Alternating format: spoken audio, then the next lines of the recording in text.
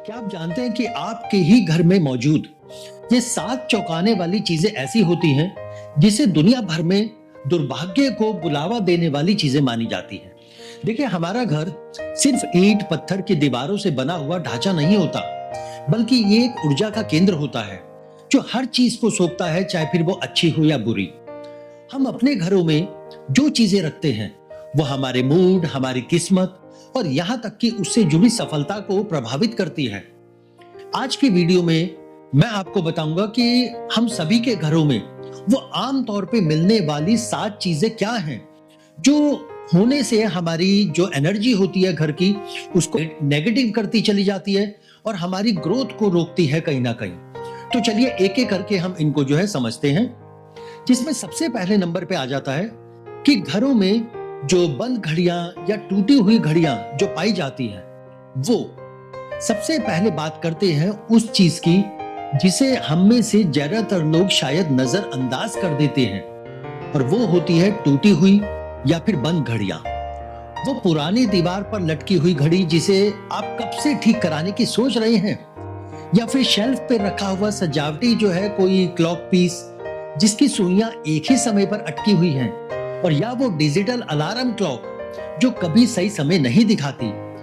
शायद ये सब आपको मामूली लगे, लेकिन कई सारी परंपराओं में मान्यता है कि ऐसी घड़ियां नेगेटिव एनर्जी को रिप्रेजेंट करती हैं। याद रखिए, चलती घड़ी का मतलब होता है जीवन में निरंतर गति, अवसरों का आना और समृद्धि का बहाव। लेकिन जब घड़ी रुक जाती है तो माना जाता है कि वो ऊर्जा का प्रवाह भी रोक देती है, और इससे घर में एक ठहराव आ जाता है, एक जड़ता आ जाती है जिसका असर आपके जीवन पर भी देखने को मिलता है। जैसे कि हमारे कामों में जो है बार बार देरी होना, खुद को किसी एक ऐसे मोड़ पर फंसा हुआ जो है महसूस होना, या अपॉर्चुनिटी का हाथ से जो है स्लिप हो जाना, निकल जाना।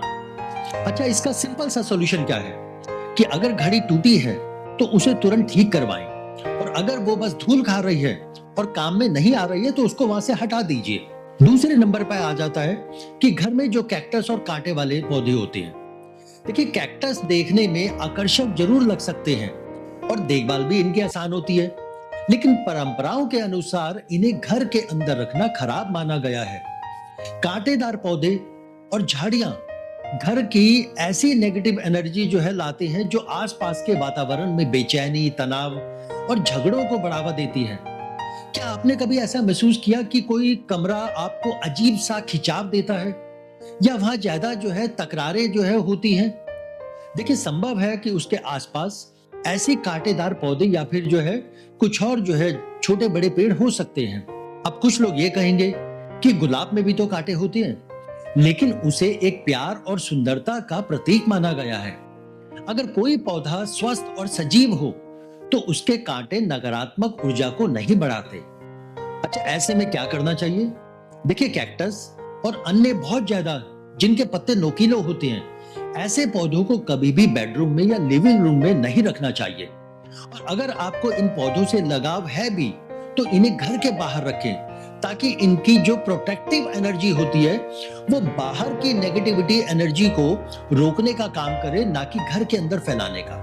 या फिर इन पौधों को ऐसे कोने में रखें जहां लोग कम आते जाते हों, और साथ में मुलायम गोल पत्तों वाले पौधों से इस नेगेटिव एनर्जी को बैलेंस करें। तीसरे नंबर पे आ जाता है जो हमारे घरों में टूटे हुए शीशे पाए जाते हैं। देखिए, अगर घर में दर्पण टूटा हुआ हो तो वह बिगड़ी हुई, टुकड़ों में बटी हुई एनर्जी को जो है रिप्रेजेंट करता है। इससे घर में भ्रम, असंतुलन और एक तरह की टूट फूट वाली मानसिकता बनने लगती है। टूटे दर्पण में बार बार खुद को देखना एक अधूरी और चोट खाए हुए इमेज को जन्म देता है, जो धीरे धीरे आपके कॉन्फिडेंस और मेंटल हेल्थ को भी जो है प्रभावित करती है। अच्छा, इसका उपाय क्या है? चाहे दर्पण में एक छोटा सा क्रैक हो या वह पूरी तरह से टूटा हुआ हो, उसे तुरंत जो है हटा दीजिए, रिप्लेस कर दीजिए। अगर वह कोई पुराना लेकिन प्रिय है आपको और मरम्मत हो सकती है तो उसको ठीक करवाएं। लेकिन ज्यादातर मामलों में नया दर्पण लाना वही ज्यादा शुभ माना गया है। समझ लीजिए कि टूटा दर्पण का मतलब होता है मींस टूटी हुई एनर्जी, और टूटी हुई एनर्जी का अर्थ होता है जो देती है टूटी हुई ग्रोथ, यानी कि ग्रोथ हमें टूट टूट कर जब जो है मिलने लगती है। चौथे नंबर पे आ जाता है कि हमारे घर में जो पुरानी या अनुपयोगी जो झाड़ू हम यूज करते हैं वो नहीं होनी चाहिए। देखिए, नया घर नई शुरुआत के लिए होता है, लेकिन अगर आप पुरानी झाड़ू लेकर आ जाते हैं उसके साथ, तो वो पुरानी झाड़ू उस नई शुरुआत को पुरानी ऊर्जा से जो है गंदा कर देती है। और अगर झाड़ू एक कोने में बिना उपयोग के भी जो है पड़ी रहे, तो वह भी रुकी हुई एनर्जी का प्रतीक माना जाता है। जैसे ठहरा हुआ पानी सड़ने लगता है, वैसे ही साफ सफाई के उपकरणों का ठहर जाना भी ऊर्जा को गंदा कर सकता है। अच्छा, ऐसे में क्या करें? जब भी आप नए घर में जाएं, तो एक नई झाड़ू खरीदें। पुरानी और घिसी हुई झाड़ू को सम्मान पूर्वक हटा दें और कोशिश करें कि आपकी झाड़ू हमेशा साफ सुथरी हो और उपयोग में हो, ताकि वह सकारात्मक ऊर्जा जो है बनाए रखे। ये छोटा सा बदलाव एक शक्तिशाली जो है ऊर्जा परिवर्तन जो है ला सकता है आपके घर में। पांचवें नंबर पे आ जाता है जो हम अपने घरों में कई बार ध्यान नहीं देते और मरे हुए या सूखे पौधे जो है वो लगे हुए होते हैं। देखिए, हमें पौधे बहुत पसंद होते हैं, वे घर में प्राण, रंग और ताजगी लाते हैं, लेकिन जब ये सूखने लगते हैं, मर जाते हैं, या हम सूखे फूलों की सजावट को घर में रखते हैं, तो उनकी ऊर्जा यानी कि उनकी जो एनर्जी है वो बिल्कुल बदल जाती है। उनके लिए शास्त्र कहते हैं कि सजग हरे भरे पौधे घर में विकास और सौभाग्य लाते हैं, घर में जो है जीवनदायी ऊर्जा को फैलाते हैं। वहीं दूसरी ओर मरे हुए पौधे जो हैं वो ठहरी, सड़ती और कमजोर करने वाली ऊर्जा का सोर्स बन जाते हैं। ऐसे पौधों से घर का माहौल थका थका महसूस होने लगता है, उदास या इम्बैलेंस जो है लगने लगती है हर चीज। घर में सूखे और मरे हुए पौधे न केवल धूल जमा करते हैं, बल्कि घर की ऊर्जा को भी भारी और ठहरा हुआ जो है बना देते हैं। कभी कभी हमें पता भी नहीं होता और हम ऐसे पौधों को देखकर अवचेतन रूप से दुख या थकावट महसूस करने लगते हैं। ऐसे में उपाय क्या है कि पौधों की नियमित जो है देखभाल जो है वो करते रहें, और जो पौधा बचाया नहीं जा सकता उसे सम्मान पूर्वक बाहर निकाल दे या धरती को लौटा दे, यानी कि कंपोस्ट कर दे। सूखे फूलों को हटा दे और बेहतर होगा कि घर में सजीव स्वस्थ पौधे हों जो ऊर्जा को बढ़ाएं, ना कि रोकें। छठे नंबर पे आ जाता है कि नेगेटिव सब्जेक्ट वाली कोई भी आर्ट या डेकोरेशन या शो पीस। देखिए, हम अपने घरों की सजावट बड़े प्यार से करते हैं, लेकिन क्या आपने कभी सोचा कि जो चीजें आप दीवार पर टांगते हैं वो आपके जीवन में क्या खींच कर ला रही है? शास्त्र कहते हैं कि जो दिखता है वही जीवन में आता है, और माना जाता है कि पेंटिंग के पीछे का मीनिंग आपके जीवन पर बहुत प्रभाव डालता है। अगर आपके घर में युद्ध, दुर्घटना, अकेलापन, पीड़ा या हिंसा दर्शाने वाली पेंटिंग्स हैं, तो वह नेगेटिव एनर्जी को अट्रैक्ट करती हैं। भले ही वह पेंटिंग कितनी भी फेमस हो, कितनी भी महंगी हो, अगर वह दुख या स्ट्रगल को दिखा रही हैं, तो वह आपकी लाइफ में भी दुख और स्ट्रगल को इनवाइट करेंगी।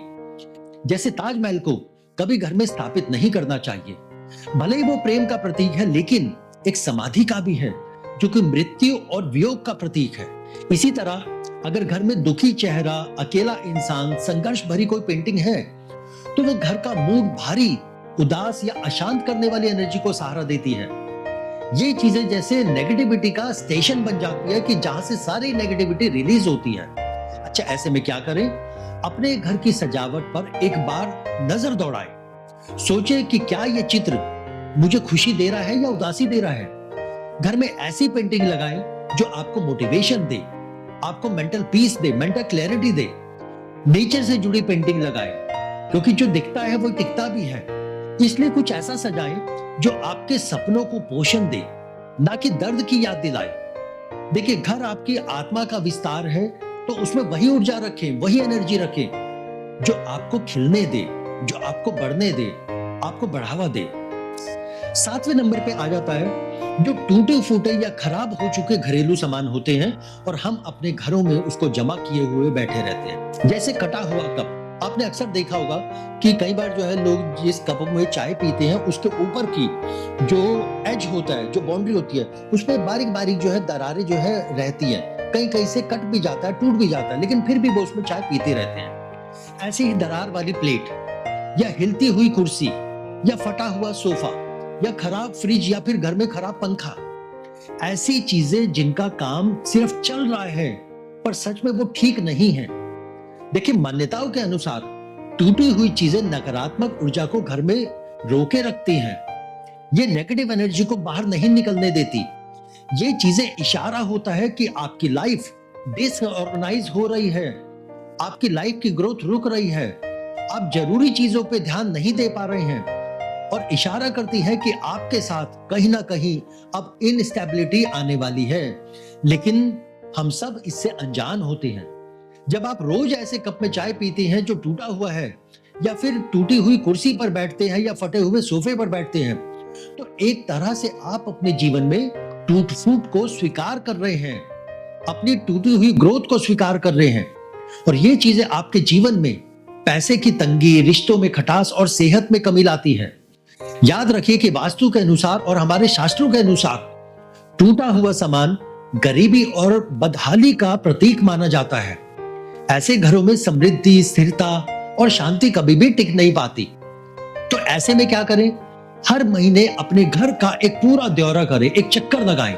जो चीज टूटी हुई है या तो उसको सही करवाएं या फिर उसको हटा दे सम्मान पूर्वक। देखिए, आपका घर वही एनर्जी देगा जो आप उसको देते हैं।